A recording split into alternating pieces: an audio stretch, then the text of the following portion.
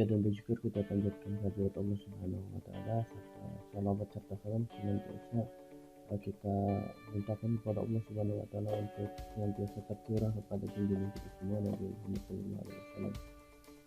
Anak-anak dimanapun kalian berada, kelas 12 multimedia, kita bertemu kembali pada pembelajaran desain multimedia interaktif. Pada materi kali ini insyaallah kita akan mempelajari tentang langkah-langkah pembuatan multimedia interaktif. Secara umum untuk langkah-langkah yang perlu dipersiapkan untuk pembuatan multimedia interaktif ini ada 7 langkah. Mulai dari yang pertama konsep, kemudian desain, kemudian material collecting, kemudian assembly, kemudian testing, dan distribution. Yang ketujuh nantinya kita evaluasi kekurangan apa yang terdapat pada multimedia yang kita buat. Kita langsung saja kepada materi yang pertama apa yang kita akan jelaskan satu persatu. Tapi sebelumnya Bapak berharap kalian dalam keadaan baik-baik saja, dalam keadaan sehat, dan tentunya dalam keadaan tetap termotivasi untuk belajar. Media yang kita gunakan kali ini merupakan sebuah media interaktif seperti biasa, tapi ini berbasis halaman web. Jadi kalian bisa atau sudah melihat sendiri ada beberapa media interaktif Pada pertemuan sebelumnya kita menggunakan media interaktif berupa PowerPoint atau slideshow. Nah, pada kali ini kita akan menggunakan media interaktif dalam bentuk halaman web, di mana keduanya memiliki karakteristik yang hampir sama Yang jelas poin inti dalam media interaktif sendiri ada tombol navigasi, di mana pengguna atau Bapak sebagai pengguna di sini bisa memilih informasi mana yang akan kita tayangkan terlebih dahulu. Kita bisa mulai dari distribusi dan seterusnya. Nah, jadi di sini merupakan sebuah media interaktif berbasis halaman web. Kita mulai pada materi yang pertama. Kita buka di konsep.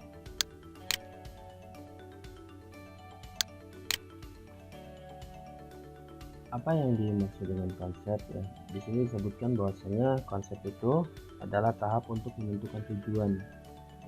Siapa pengguna program, identifikasi audiens. Jadi pada tahapan konsep ini kita melakukan berbagai macam identifikasi, terutama pada identifikasi audiens. Siapa yang nantinya akan menggunakan multimedia yang akan kita buat. Ketika misalkan yang nanti akan menggunakan siswa atau siswa SD misalkan maka skema-skema yang nanti akan ditampilkan itu kita membuat nuansa bagaimana caranya menarik perhatian si audiens tersebut atau pengguna tersebut. Ini disebutkan bahwa karakteristik pengguna termasuk kemampuan pengguna juga perlu dipertimbangkan karena dapat mempengaruhi pembuatan desain. Kalau misalkan kita bertujuan untuk target audiens orang dewasa, tentunya kita tidak perlu lagi memberikan animasi-animasi yang kekanak-kanak itu berbeda dengan misalkan audiensnya anak-anak. Itu diperlukan supaya itu menarik perhatian. Selain itu, tahap ini juga akan menentukan jenis aplikasi apakah berupa presentasi, interaktif, dan lain-lain. Dasar aturan untuk perancangan juga ditentukan pada tahap ini, misalnya ukuran aplikasi, target, dan lain-lain. Output dari tahap ini biasanya berupa dokumen yang bersifat naratif untuk mengungkapkan tujuan proyek yang ingin dicapai.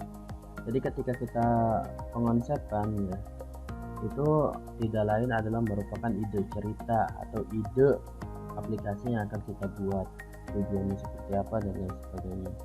Nah, adapun tujuan dari konsep meliputi, ini tujuannya ada tujuan aplikasi tadi apakah berupa informasi, hiburan, pelatihan atau yang lainnya.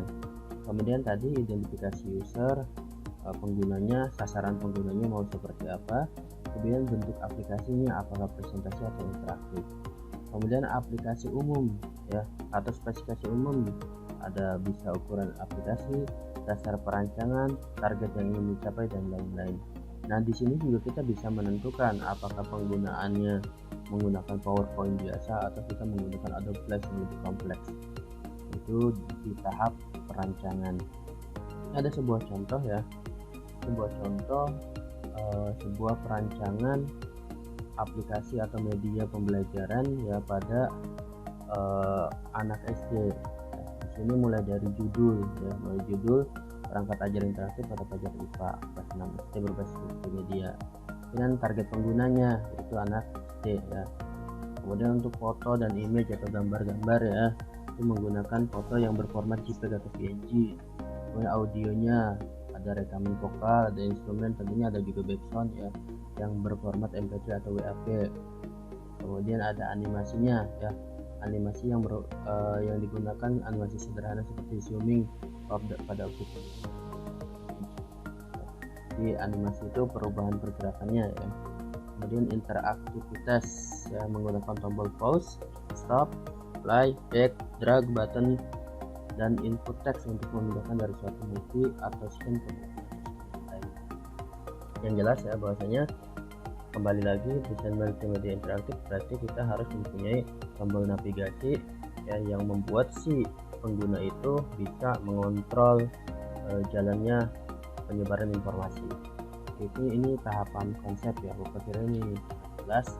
Di kesimpulannya adalah konsep itu sebagai ide dasar kita yang menentukan aplikasi atau desain media interaktif itu akan dibuat. Kita lanjut ke tahap yang kedua, yaitu tahap perencanaan.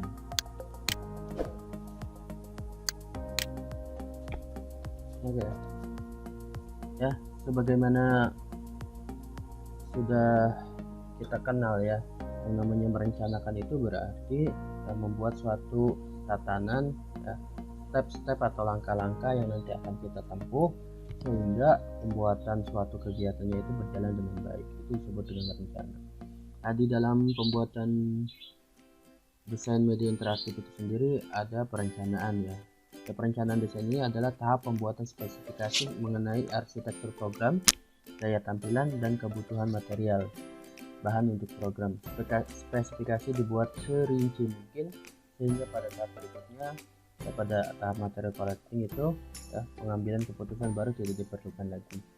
Jadi semua konsep yang sudah tadi ada idenya ya, kita tuangkan dalam sebuah perencanaan. Kita langsung saja ke contoh ya, storyboard. Storyboard itu berarti papan cerita ya, di sini menunjukkan langkah-langkah yang nantinya akan kita buat di dalam aplikasi tersebut atau desain multimedia. Contoh di sini ya berkaitan dengan tadi konsep tentang pembuatan media pembelajaran untuk SD ya. Ini ada scan pembuka. Scan itu artinya adegan. Jadi scan ini akan tampil pertama ketika program dijalankan. Ya biasa kita kalau misalkan membuka sebuah aplikasi itu ada tampilan awal. Nah, ada tampilan awal. Nah, di situ disebut dengan scan pembuka. Nah, ini durasinya tampilannya dijelaskan di kolom visual. Kemudian untuk alamatnya sendiri nanti kita beri nomor ya, misalkan scan 2 atau scan 28. Kemudian scan menu atau materi ya. Jadi di kumpulan adegan ini diantaranya tampil setelah selesai scan 1. Di scan ini terdapat tombol menu pilihan materi. Jadi nanti di scan materi ini ada banyak tombol ya, ada banyak tombol yang menunjukkan nanti atau mengarahkan kepada materi yang akan dipelajari. Contohnya di sini. Jadi ini merupakan sebuah scan materi ya. Jadi kita bisa memilih materi apa saja. Kemudian scan materi yang akan dipelajari. Ya, ini berarti penjabaran dari materi utama ya, dari menu utama. Ya, di sini ada contohnya, misalkan ada tombol pembahasan pertama, kedua, ketiga menuju halaman penjelasan materi. Ada tombol kuis dari step ada warna tombol orange. Nah, ini juga ditentukan di sini. Nah, untuk penjabarannya di dalam aplikasi itu sendiri, nanti kita bisa meletakkan misalkan materi satu dari slide berapa. Jadi scan itu bisa kita artikan slide ya, boleh. Nah, scan 1 2 4 5 6 7 misalkan di dalam PowerPoint kita bisa menentukannya ada pada gambar berapa, seperti itu. Kemudian ada scan penjelasan materi ya. Di sini terdapat tampilan penjelasan materi sesuai dengan animasi gambar ya. Ada tombol ya, tombol pause, back, next, keluar, ada warna tombol orange. Nah, ini perencanaan sehingga nanti ketika membuat kita mengacu ke sini. Kemudian scan menu quiz. Nah, di sini ada muncul scan ini akan muncul jika pengguna mengklik tombol quiz. Nah, dan dalam scan ini terdapat tombol kembali ke menu materi pembahasan dan seterusnya ya. Di sini ada desain struktur navigasi. Jadi supaya kita mudah ya untuk nanti pembuatannya, itu kita buat sebuah chart, buat sebuah gambar ya, dimana nanti si gambar itu mewakili hierarkial dari tombol yang akan kita buat. Contoh di sini ya, jadi ada scan pertama itu ada pembukaan atau intro ya. Setelah intro muncul nanti akan ada menu ya. Nah, di menu ini terdiri dari beberapa submenu ya, yaitu misalkan dari materi ada A, B, C, D, E, F. Nah, ketika A dibuka ada tombol apa saja di dalam A, ketika B dibuka ada tombol apa saja di dalam B, dan seterusnya. Kemudian misalkan dari B ke B3 dibuka ada scan apa saja di dalamnya. Itu bisa kita buat kan, contoh paling sederhana di dalam PowerPoint ada namanya section ya, ada namanya section. Jadi di dalam section itu kita bisa membuatnya. Nanti kita berikan contoh yang misalkan dari desain multimedia yang pernah Bapak buat menggunakan PowerPoint supaya lebih mudah untuk dipahami.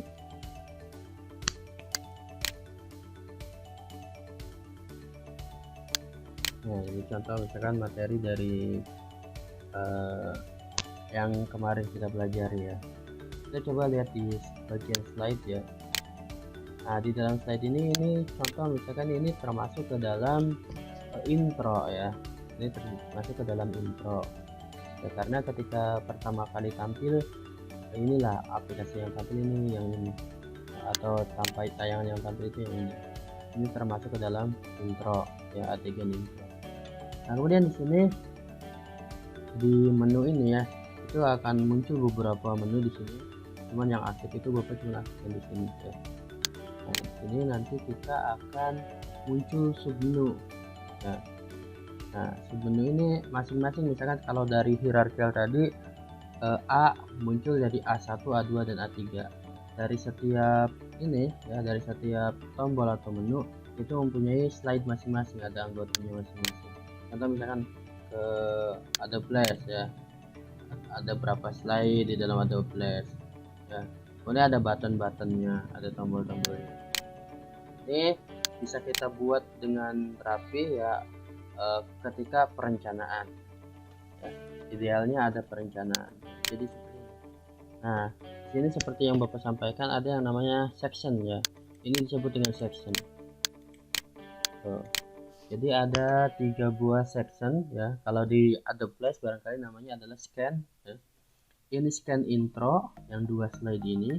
Kemudian ini ada scan materi ya, ada tentang Adobe Flash. Kemudian ada tentang PowerPoint dan juga ada tentang tugas. Nah, itu maksudnya ya, seperti itu. Kita kembali ke materi. Nah, ini paham ya untuk skema seperti ini. Jadi ini untuk mempermudah nanti si slide-nya itu atau si frame-nya ada di mana. Oke, kita lanjutkan ke pengumpulan bahan. Kita buat ke pengumpulan. Nah, sesuai dengan kata-katanya ya, pengumpulan bahan berarti kita mengumpulkan ya semua bahan-bahan yang nantinya akan ditampilkan dalam media interaktif. mulai dari misalkan kalau misalkan sebuah media pembelajaran, berarti pertama adalah materi dari pelajaran itu sendiri. Kemudian media pendukungnya, contoh misalnya ada animasi, ada gambar, ada video, ada musik dan lain sebagainya. Ya ini contoh-contohnya, misalkan ya ada pemeran utama, misalkan karena tujuan audiensnya adalah siswa SD, animasi-animasi yang dibuat juga yang bersifat kekanak-kanakan ya, supaya menarik perhatian. Ini contoh animasi ya. Kemudian ada contoh tombol, ini rahasia tombol. Ini juga ada contoh foto materinya ya. Nah ini seperti ini. Oke, Bapak kira jelas ya. Pada tahapan pengumpulan bahan berarti semua hal-hal yang dibutuhkan untuk pembuatan media interaktif kita kumpulkan. Kita kembali ke menu utama. Ada proses selanjutnya, yaitu proses pembuatan ya. Ada proses pembuatan ya. Di sini tentunya ada berbagai macam aplikasi yang bisa kita gunakan ya. Pada tahap pembuatan ini berarti kita mengaplikasikan rencana yang telah kita buat ya, bahan yang sudah kita kumpulkan ke dalam sebuah aplikasi. Nah, di sini ada sebuah percontohan, yaitu menggunakan Adobe Flash atau Macromedia Flash 8 ya. Ini Macromedia Flash 8. Ini ada rincian tahapannya ya. Ini ada rincian tutorial atau tahapannya, nanti kita bisa pelajari satu persatu ya.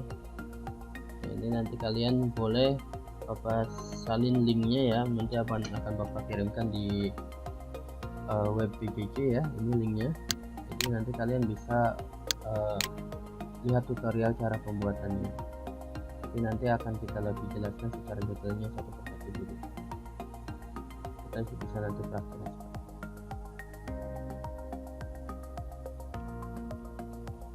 Oke ya, itu tahap pembuatan. Berarti proses pembuatan ini proses mengintegrasikan atau mengaplikasikan rencana yang telah kita buat, kita masukkan ke dalam sebuah aplikasi. Nah, aplikasinya nanti untuk praktek pertama kalian hanya menggunakan PowerPoint terlebih dahulu, dan sebelum nanti kita menggunakan Macromedia atau Adobe Flash atau Swissmax ya.